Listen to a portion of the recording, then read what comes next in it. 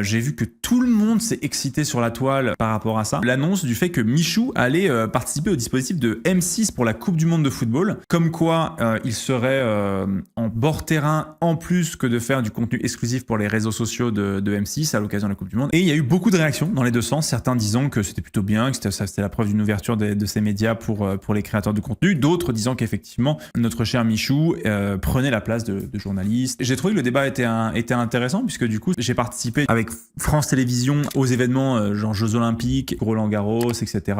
Bah du coup c'est des questions que par rebond des fois tu vois je me pose aussi, tu vois, je me dis est-ce que tu prends pas la place de quelqu'un, etc.